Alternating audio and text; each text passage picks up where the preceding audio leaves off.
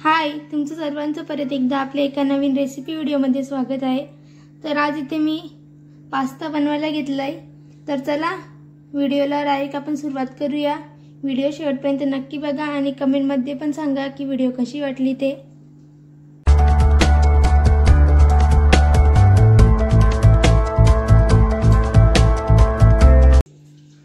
तर आज पास्ता बनवायला घेतलाय। त्याच्यासाठी पास्ता मी शिजवून घेतलाय। शिजवताना याच्यामध्ये थोडंसं तेल आणि मीठ पण टाकला होता। आता यातला पाणी काढून ठेवला याच्यावर जालीमध्ये, म्हणजे जो काही पाणी असेल तो याच्यामध्ये निघून जाईल।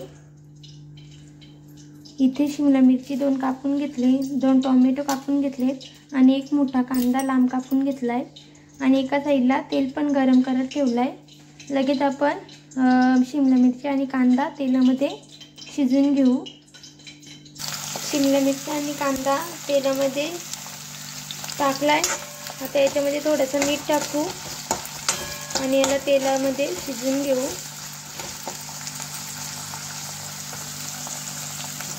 तर आता याच्यामध्ये मीठ पण टाकलाय म्हणजे लवकर शिजतील।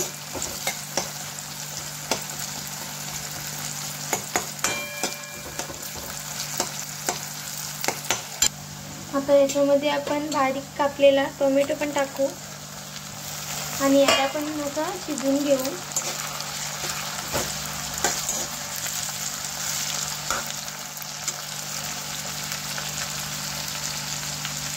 आता याच्यामध्ये हळद आणि मसाला टाकते।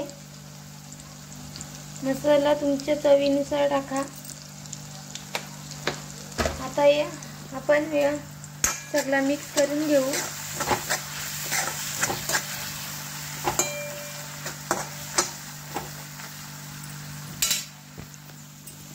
आता याच्यामध्ये शिजून घेतलेला पास्ता टाकू आणि याला मिक्स करून घेऊ।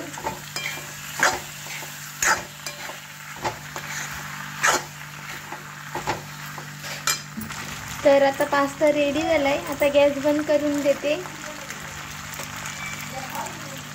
याच्यावर बारीक केलेली कोथिंबीर टाकले। आता टेस्ट करून बघू कसा झालाय तो।